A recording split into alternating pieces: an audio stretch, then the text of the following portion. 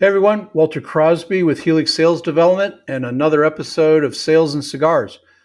Today we continue our series of how to think about sales with Nate Tutas from Membrane. Nate and I have been talking about the recession, about supply chain problems, about how we've come out of this shutdown and there's been a bit of a bump. We've had problems with a variety of pricing issues and supply chain issues.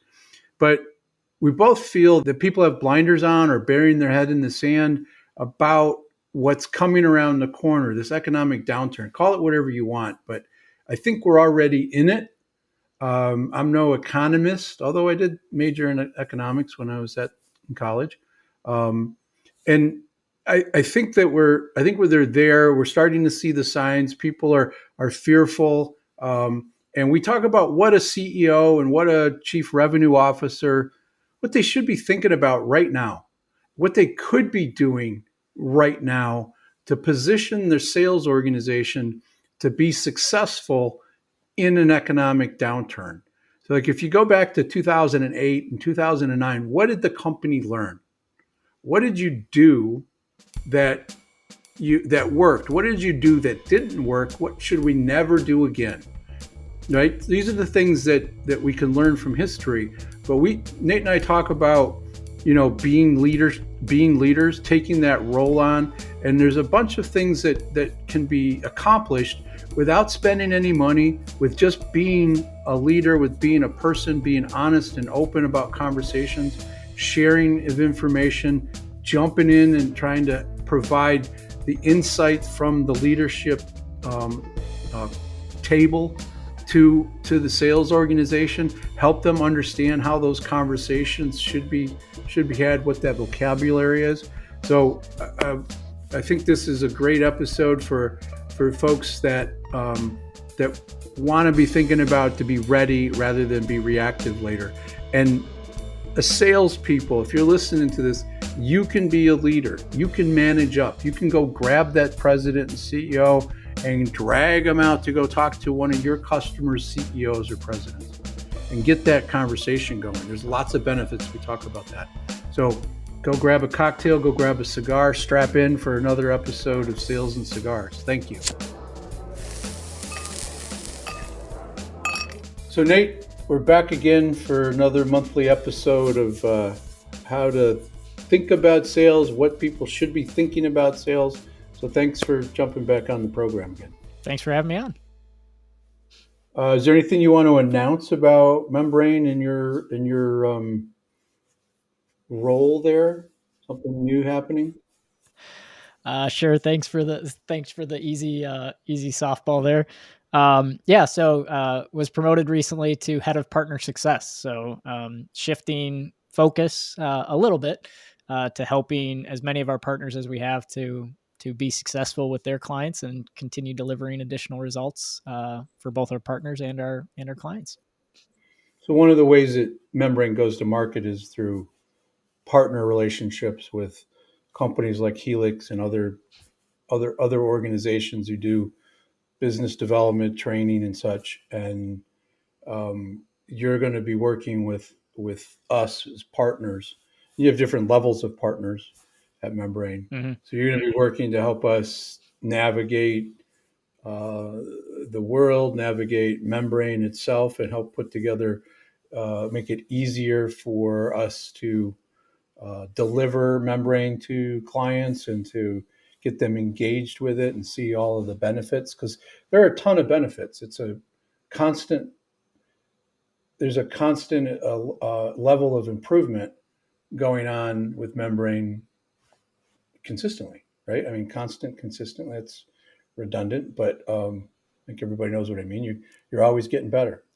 Yeah, every 3 weeks there's a new release and we're adding something new to it. So one of our missions is to elevate the sales profession, and we're firm believers that technology by itself won't do it, but training and coaching by itself won't do it either. So by combining the two together, we can kind of combat against the forgetting curve and get the training and the coaching at a point where it's actually remembered and it's executed on by the sales team. And then with the technology, we can not only reinforce that, but we can also go back and look at the numbers and look at the trends and be able to see, okay, how do we have more effective coaching? How do we have more effective training based on the trends that we're actually seeing within the technology? Yeah, that's a good way to describe it. One of the ways I explain it to, when I'm trying to get salespeople to engage, it's like if you just document what you did, what you heard, what the next step is, and you put it into there one time. Mm-hmm. And I'm not talking about, I made 3 phone calls, right? That's not what we're looking at. It's like, how effective were you? We're tracking effectiveness activities. Yep. And if we capture that data, we have an ability to go back and look at it from a management perspective, from a coaching perspective, and to really help that salesperson close more business, make more money, earn more commissions, and then really dial in what it is that we're good at as a company, and where we could focus, where we're more effective. It's just a great tool. So congratulations. I always make the joke because it's a Swedish company, and I always equate that with Vikings. But you didn't get a little Viking hat with horns, bigger horns, or anything, right? Did not get a bigger Viking hat. Did not get horns. None of that. I have to talk to Henrik about that. Certainly. So, what I was thinking today we could talk about, Nate, is we have a economic downturn headed our way. I happen to believe that we're already in a recession. Mm-hmm. Yeah, I had a quarter of a tank of gas in my car. I filled it up and it was over $70. I'm paying 550, 560 a gallon. Yep. I haven't been inside a grocery store in a long time, but I understand those prices are through the roof. Um, Supply chain problems still exist. I mean, we to avoid all the politics of this, but it's a mess. And economically, inflation is double digits. We're headed. We still have supply chain problems from shutdown issues. You had an interesting perspective. I'd like you to speak to um, around what it feels like coming out of a shutdown and where we are today. But I think if we can look at today, what CEOs and CROs should be considering today and tomorrow to be prepared so they're not in reactionary mode, Mm-hmm. right? Um, let's start with what it almost feels like, because I said we're in a recession, and I think people are just pretending that it's not existing, right? They got their little blinders on. Mm-hmm. But sooner or later, they're going to trip, and it's like, oh, look at that, we're in a big hole. Yep. But you had a good point. Can you elaborate a little bit on your theory of it feels like we're getting like punched in the gut again? Yeah, I kind of referred to it that, back in March of 2020, it felt like we all kind of got punched in the gut, or depending on time of year and what country you're in while you're listening to this, it may have happened at a different time, but it all felt like we got punched in the gut. And I think there's a certain level of like almost disconnectedness to the situation that we have now. Maybe it's having your head buried in the sand. Maybe it's not wanting to necessarily look at it that way. I think another part of it could be, yeah, we're already in it. It's going to get worse, but it's been getting worse since March 2020. So what is there to change? I mean, it's already the way that it is. I compared it to having a sports injury. When you try to start coming back from that injury and you get re-injured, you almost are just kind of like, oh yeah, I was coming back from my injury, but now I kind of retweaked it. So I guess I'll just keep doing what I've been doing and not try to fix it, not trying to change it or anything like that. And I see a lot of companies that are reacting just in a very similar fashion of they made, maybe not willingly, but they made adaptations a few years ago, and they're kind of looking at it as, well, the adaptations I made a few years ago, they'll be fine. They'll float us through whatever's coming our way. I think that makes a lot of sense, because if you're weightlifting, right? Because you're a weightlifter. If you're lifting weights and you injure yourself, and you go back too soon, at least when I did it, your tendency is to lose your form, Mm-hmm.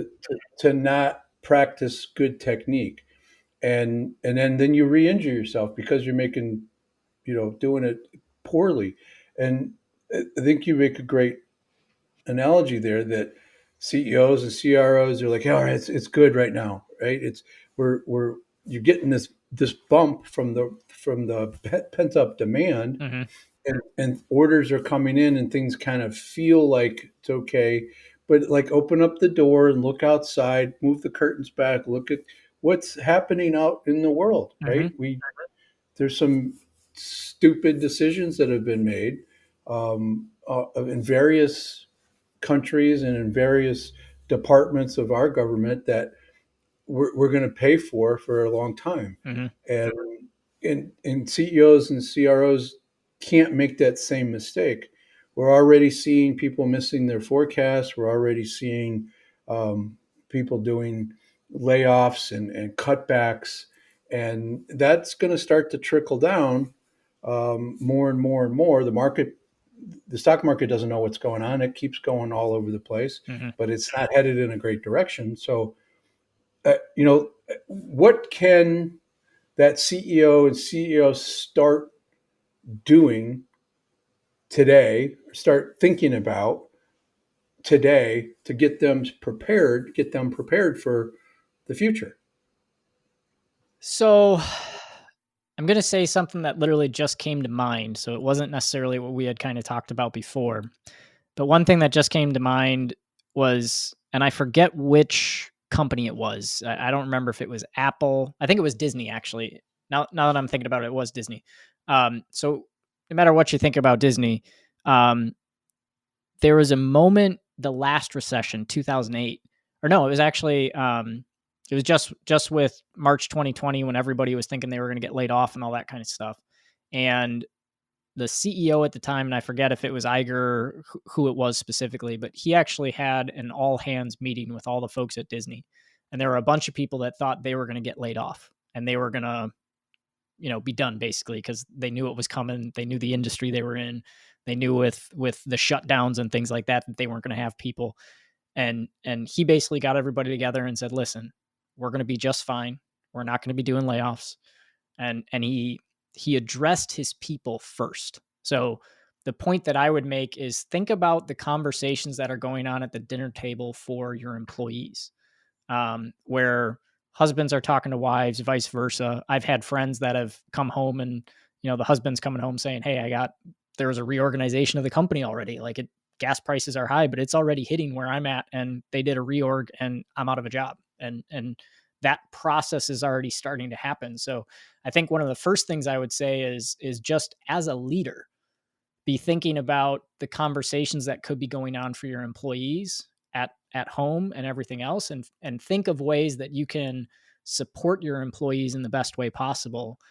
You may not be able to give them promises and guarantees that, hey, no matter what happens, you're going to have a job here and everything else, but make sure you're at least addressing the concerns that they may have, and helping to make sure that in a selfish way, and I don't mean it to be in a selfish way, but when you address the concerns of the employees and the employees feel cared about, when they're at work, they're actually thinking about what they can do to help the company do better versus thinking about woe is me and how bad it's going to be, and being distracted. So I wasn't planning on mentioning that, but I think that would be the first thing that I would have to mention is just as a CEO, as a leader, um, CEO, CRO, VP, we're the ones in sales that make sure that the lights stay on, right? So making sure that you're doing everything in your power to work with those employees and help them know that you're going to do everything you can to make sure they're taken care of, so to speak.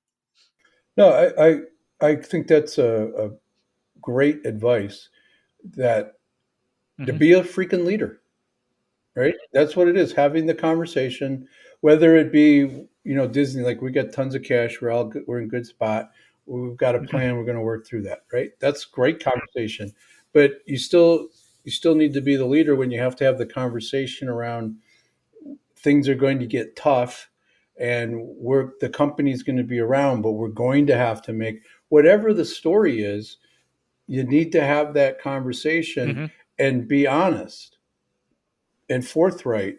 And to your point, that they're having these conversations, whether it be in their head or at the dinner table with their spouse. But let's start dealing with reality. Let's start facing what everybody's afraid of, because they see it in the newspaper, on the news, at the Mm-hmm. grocery store, at the gas pump. It's there. So let's talk about what our plan is. Let's talk about, we don't have a strong plan. We're still working it out. That's fine. Get that out there. Have Yep. regular communication. Be able to address it. And to your point, they're going to feel more at ease. They're going to feel like they can talk about it. It's not this thing that's happening that we Mm-hmm. can't talk about. It's real. Sort of like how mental health has been looked at for years. Put it on the Mm-hmm. table and let's deal with it. And as a leader, that's the CEO's role. This, chief revenue officer, VP. Um, we have that responsibility, as you say, because we're the ones that are supposed to be Mm-hmm. driving revenue.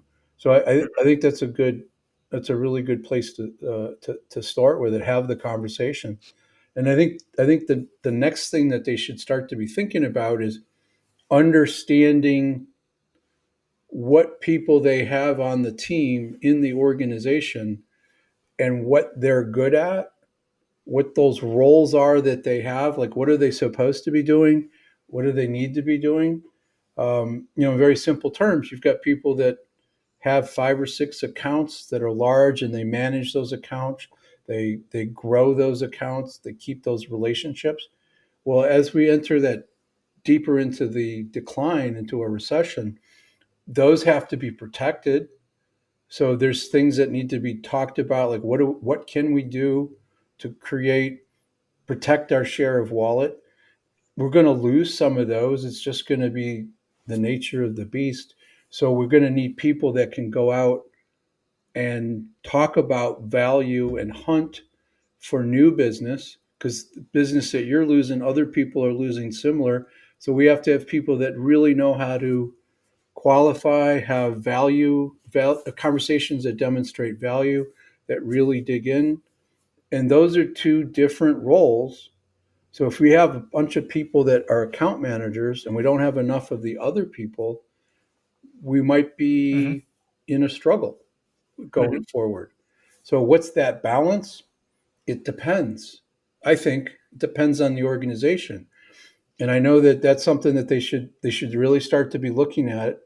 And I don't think they should be looking at it from like the CFO's perspective Yep. exclusively, right? This person brings in $6 million of revenue, so we can't lose him. Well, let's put it into perspective. What people do we need? Where are they at? We might have to shift. We might need to move people around. We might ask them to do some things that they're uncomfortable with.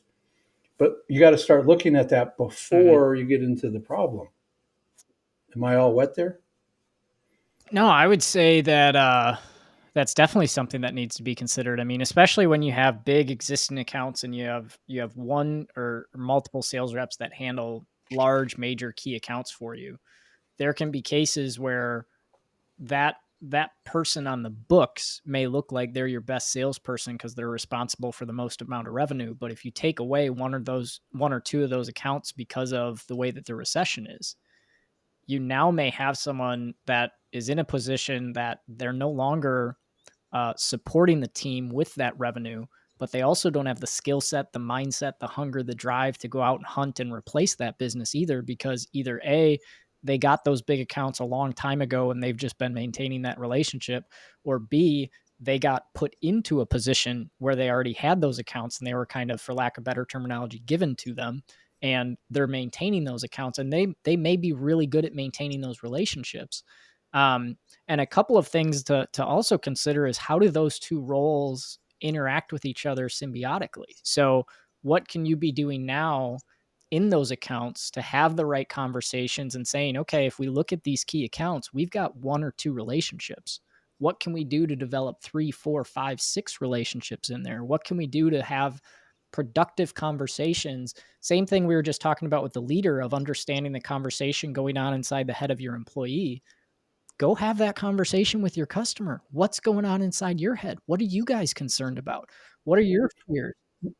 Yep. What is your leadership telling you? Like, what are they saying about what you have to do so you can get ahead? It's like we can, if you understand Mm-hmm. your customer and their concerns and what they're thinking about doing, just maybe be able to come back and come up with some ideas that demonstrate that you have value to offer them Mm-hmm. and you're indispensable, right?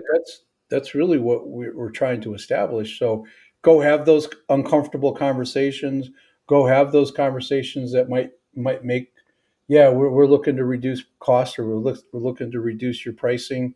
Well, go have those Yep. conversations and figure it out. I think collaboration within the organization, up and down and left and right, Mm-hmm.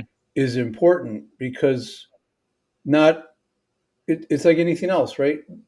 More eyeballs looking at it, more minds thinking about things. You you come up with better ideas, more thoughtful ideas. I Yep. think by collaborating.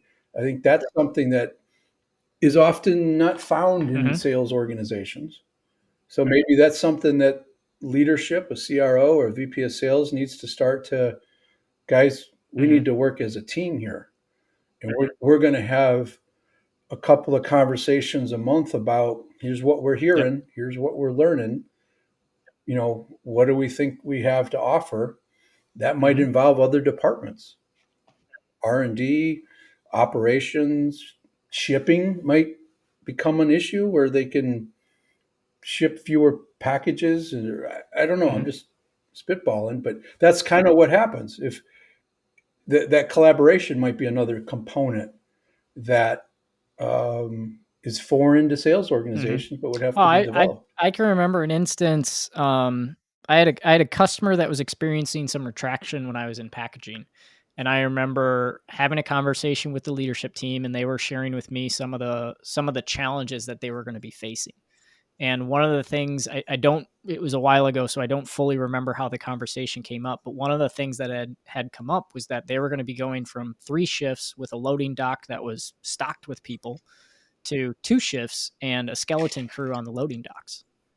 And I remember having a conversation and saying, well, right now we deliver with a high frequency because that at the time when we first set up our delivery pattern, that was the best thing for the customer. I said, would it make more sense if we did less deliveries, but a larger volume of delivery so that it could be processed at a set time? You guys knew when it was coming. You could have people there on the dock to process the order, et cetera, et cetera.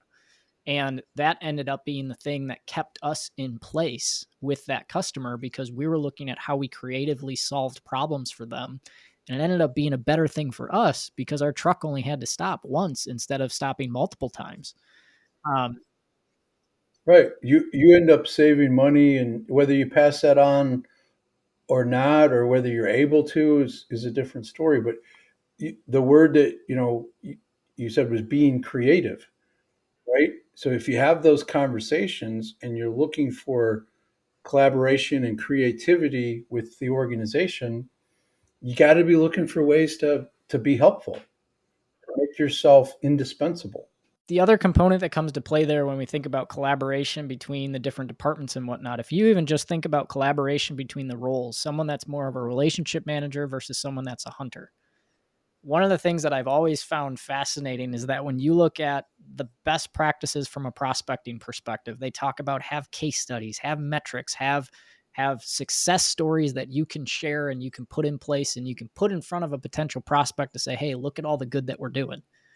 And then a lot of times when you talk to the sales team, they'll go, we don't have any of those stories. Like it's great theory, but where do we come up with those numbers? Where do we come up with those metrics? Where like how do we do that? Well, if you're I see you smiling. It's all there. If It's all you there. take that proactive approach, and the other thing that comes up, especially in a recession, is one of the pieces of pushback or objections that you'll get from a customer is you'll put a case study or you'll put something like that and they'll say, yeah, when was that? Before the recession? So if you're having these creative dialogues and collaboration with different companies and you're doing it real in time, going to their leaders and saying, hey, what conversations are you guys having? Where are you looking to save? How can we fit in? How can we help you guys as much as possible? And you become that resource. And then you can go back to the person on your team that's doing the hunting and the prospect, and you can say, hey, here's a quote from a customer. Here's a nugget of where we just saved them X, or a creative idea that we came up with, or whatever that might be. Or just questions that you can ask. I'm hearing that this might be a challenge, Mm-hmm. in the industries. That Yep. that would be the case here, would it? Right? It's all the things that we should be doing that we often get lazy Mm-hmm. about or forget about, maybe. Um, and it's not complicated. It's just everybody kind of taking a a moment to think about Mm-hmm. leaders being leaders and having those difficult conversations, having those um, I don't know, honest and open conversations, and then that trickles down to the CRO and the VP of sales, to make sure that they're sharing these ideas, getting their team to collaborate, getting as you say, an account manager and a hunter to start sharing those stories. And man, we're always looking for topics in a sales meeting to make them fresh and to make them, put some energy in the room. I mean, get people to start thinking about what they know, right? Because you're engaging them. They have the Mm-hmm. stories, they're already there. But we got to help pull it out of them. And that's what a manager and a leader is supposed to do. They're going to have to get their hands dirty a little bit. They're going to have to get in there and listen, share open, honest conversations. They shouldn't tell people things that aren't true, but they need to come in and be leaders to help the team get to that level of Mm-hmm. collaboration and creativity. Um, is there anything else that you can think of that would be appropriate now before the Well, shit hits the fan? one of the things I was going to say, because one, a lot of companies don't do a lot of role playing as it is, even when times are good. But um, have role play sessions. Bring in your CFO and have the salespeople interview the CFO, and have to come up with a solution, and really role play with the CFO, with that CFO hat on, of thinking about the financials and everything else. Do that same thing if you're the Yep. company president. Do that as the company president. Go in and put the company president hat on and have those conversations. And as a company president, be the salesperson. Role play for the salesperson what that executive level conversation should sound like, and what those dialogues are between those executives, and the concerns and the conversations that they're having, so that when the salesperson goes, it's not a foreign concept to them. They're going in and going, oh no, I've actually like. Well, they could say, we've actually worked on Yep. this with our president, with our CEO, right? And what's more powerful than a leader coming in and putting themselves in that vulnerable position, sharing what CEOs and Mm-hmm. presidents talk about, sharing the vocabulary, because that's another piece, using the right language to get their attention, and then stepping into the role and helping somebody see, all right, now you be Mr. Salesperson, you Mm-hmm. be the president here, right? And flip that around. And what is that going to do short term and long term? That's going to just make everybody feel like we're all a team here. And to your point that you brought up earlier, people are going Mm-hmm. to be, what can I do to help? How can I be part of the solution here? Right? Rather than woe is me. You're always going to have those people that are there for a paycheck and that they're always looking to complain. They'll self-select Mm-hmm. out or they'll get weeded out. But most people that want to be a part of the solution, and if you can get that bulk of that team to be identify that early, who's going to participate, that helps you make those Yep. tough decisions later. And then and then it helps you want to invest in those people that do care, Yep. that need a little bit of help, right? That need some coaching. And maybe your sales managers need help Mm-hmm. to help that team, right? So you're going to, by that CEO and that president getting into those meetings and being part of those role plays and being part of those meetings, they're going to see firsthand. I mean, we have ways of showing them that information just with Mhm. data that we can provide, but what's better than getting in there and being a person, being vulnerable Yeah. to with your team? That's going to that's going to be a huge, huge Yep. impact Well, on yeah, and culture. especially having the entire executive team at one point filtering in so that the sales team gets the different perspectives of the executives and understands that sometimes you may have a great idea for the plant manager, as an example, but the CFO may be having a completely different set of thoughts that you have to be able to address. So when you have those conversations with the plant manager, and you can say, "Hey, I'm just curious because we've done some internal conversations, and I know when we've talked to our CFO, he had a lot different concerns than what I necessarily was thinking of." When you've had those conversations with your CFO, what are you getting as feedback? And what are really the concerns there that he's looking for you to implement here in the facility to, to change things, to improve production? And, what kind of things are you looking at from that perspective? There, that gives you insight where now that plant manager is thinking of those things and going, oh wow, you're thinking of a level above me to help me figure out how I address the senior leadership that I report to. Um, Well, and that might be a way to go meet the yep. CFO. Hey, let's go ask him. Let's go. Is he around? Let's go ask him or her what they're thinking about or why that might be a Hmm. good idea or bad idea because Yep. every situation is different. But what it's really doing is taking the blinders off, right, and having real conversations, being vulnerable, being collaborative, being creative. I love the role play idea because it's something that we don't do enough of because it's just Hmm. practice, Yeah.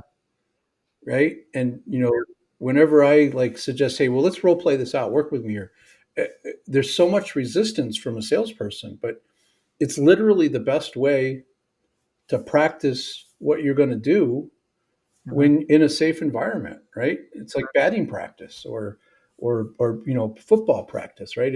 You're going to get help if you drop that shoulder, if you move your hip the way it's supposed to be, right? All of those things Hmm. happen in a safe environment. You're out there learning, while you're trying to earn a living. Yeah. You're going to On suffer. the So secondary benefit, and you can't go into those role plays with this being your main objective, because then it'll almost be a little bit devious. But the secondary object or benefit that actually comes out of doing those role plays is you, as the senior leader, get to see, okay, who on my team can handle these types of conversations, and not just who can handle it, but who can I put an arm around and help and say, hey, you know what? When you're having those conversations, think of it from this perspective, or change this a little bit, or when you ask that question, soften it a little bit, because the way that you asked it, it came off a little direct, and executives aren't gonna respond well to that approach. You gotta let them know that, hey, I'm gonna ask you something that may may be a little direct. Um, but right, I'm going to ask you a tough question, but they're going to mhm, see how coachable their people are. yep, They're going to feel it, right? Um, and you're right. You can't go into it with that intent. It'll be a secondary or tertiary way to evaluate. But if that CEO and that president is actually there because we want to give mhm, you some insights to what you're going to be up against, because we're talking to other people like us. So these are the things that we're concerned about. Go ask our yep, customers because we need to know so we can help make better decisions here. We need your feedback, right? I mean, that's got to be it's just like with sales. You got to message things properly for the people you're talking to. So like the CEO wants to help the salespeople. He's got to talk to them about the outcomes that they need, like how to have a better conversation, why they mhm, should have these yep, conversations. That's all part of it. I think this is. I think we got someplace where they don't have to spend a lot of money mhm, to have an impact right now. Right? Their team might need help. Right? They might need some coaching. They might need yep, training. I don't know, but Go have these conversations. Go act like it's the dinner table conversation. I don't know if those happen as much as they it's used to. I it's was probably on the drive home with the fast food in between as you're eating it, both from that perspective. or on the cell Yeah. phone while you're sitting in traffic. I was talking to I did a post this week about a Speed Racer cartoon that um, it was out there, and I used it as a reference. And a couple of guys, said, "Hey, I'm old enough to remember Speed Racer," and he kind of sang the song from the theme, and and he was like, "Sadly, I'm old enough to remember that," and I'm like, "But it's not sad because we were also he and I are about the same age. We're old enough to remember that you used to get out of the house after you had breakfast, and then you went out and Mm-hmm. found your friends, and you figured out what you were going to do for the day. Nobody was carting you around from this Mm-hmm. thing to that thing. We had to be creative. We had to go develop our the who was going to play what game or what we were going to do.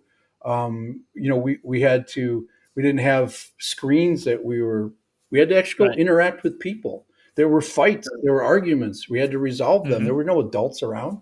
Um, and the last thing we talked about was like we had those dinner table conversations with our parents. We Mm-hmm. heard them interacting, right? And then we got to interact. And I don't know. I don't think we do that as much as we used to. It's Yep. just harder and harder to do. Doesn't mean that we shouldn't, but those are the things that CEOs should do. Act like that Mm-hmm. family dynamic. Listen, you know, pay attention, hear what people are saying, Yep. share what's going on, engage. Don't just sit there and what do they call it? Helicopter Yeah. Something parents? something Is that something like that. Helicopter parent. Yep. Hover. Yeah, I think we have to just get back to the basics so that CEO and that CRO can really engage on some basic levels. They're not spending a lot of money. I think these are all things Mm-hmm. that anybody can do if they Yep. put a little thought into it. So once again, I think we did a pat ourselves on the back here. I think we did a good job of giving CEOs and CROs a chance to think about what they got to do differently. And No, tomorrow and isn't too and and soon. two things I would actually add as well is, um, and this is kind of depending on which role you're in. If you're the executive, do this, take this action and go do it. And if you're the sales manager, the salesperson, go the other direction and do this and go to your leadership. But um, if you're the CEO and you know you've got some large clients out there, go to the whoever it is that's the account executive for that and say, hey, have you been in to talk to the CEO, the CFO, this, whomever? And if they say no, say, great, can we make a visit or can we make a phone call? I want to have a conversation executive to executive to really understand their world. One, your customer will feel like, oh wow, they're wanting to meet with us, and that's great, peer to peer type thing. But two, your sales manager, your salesperson, whomever is going to get the experience of being a fly on the wall in that conversation and really getting to understand that. If vice versa, you're not the executive, go to your CFO and say, hey, do you mind if I call 3, 4, 5 of the CFOs of these big companies that I'm connected with and just have you there on the conversation? And I just want to be able to say, hey, I've got my CEO here and we were talking about some of the challenges that we're facing as a company. And I really wanted to get your perspective on that. Would you mind if we just had that dialogue and bring the executive with if they're not doing it themselves? Coach up the chain of command, so to speak, just as much as if you're the leader, be working down the chain of command. I used to do that where I would go into our head of purchasing and I would have conversations with him to understand what he was dealing with. And then I would go to the head of purchasing at my customer and figure out what they were dealing with and go, oh, I was just talking to my head of purchasing. He said he was dealing with this. Are you dealing with a similar issue? And lo and behold, 7, 8 times out of 10, they'd go, yeah, we're trying to figure that out too. And I could get them talking at the same level, which builds the relationship from company to company. They would be speaking the exact same language. And I had the benefit of being the fly on the wall that could every once in a while just interject with a strategic question, say, I've just been sitting here listening, but one thing that I'm thinking about is X. How are you guys handling that? And it would help to guide and steer the conversation. Having those types of creative ways of engaging with your customers, again, we're talking right now of, if you're the leader, take these actions. If you're listening to this and you're not the leader, be the leader, become the leader, go and take those actions as well. I really think that's a great piece of advice for sales reps, salespeople, sales managers. Go grab the bull by the horns and be the leader. Sometimes you got to pull your people into those situations and manage up. I've been in plenty of situations like that, and it may seem uncomfortable, but so what? That's everything we want is on the other side of that uncomfortableness. And I can say this without any hesitation. I've never gone up and say, hey, I need you to come to a meeting with me, and because of this, and when I matched up people to title, it was just like I'm a conductor of an orchestra. I'm just, what about this, Rick? What about this, Bob? What about this, John? And they just carried the conversation. Now you had a customer, leader of a customer, and the leader of your company who felt they could reach out to each other. Friendships are formed, bonds are formed. Really hard to change vendors when my president knows your president and they belong to the same club or church or whatever, but they created a bond. There's very little downside to that. So you can be a leader no matter what position you are in the sales organization. And you should take advantage of it. That's another really great point. So thank you again. This was great. Appreciate the thoughts. And I think as sort of the folks that listen to this series, we talked about creating a book, a list of books, categories of books that we think would be important for CEOs and CROs to read. But we're going to not do it just like, here's a list. We're going to kind of like, you should read this book because of this. And it's not going to be just salesy type stuff. It's about getting them to think differently. So kind of excited about working on that with you for the next session we do. But that's a little teaser, as I think they say in the business. So congratulations on the promotion. We'll work on Henry getting you one of those hats. And I'm looking forward to working with you as well and helping us grow our business here at Helix with Same members. Here. Thanks, Walter. Thanks, Nate. Appreciate it. Thank you for listening to Sales and Cigars with Walter Crosby of Helix Sales Development. For more on sales and cigars, remember to like, share, and subscribe. Sales and Cigars, produced by thepodcastproshop.com.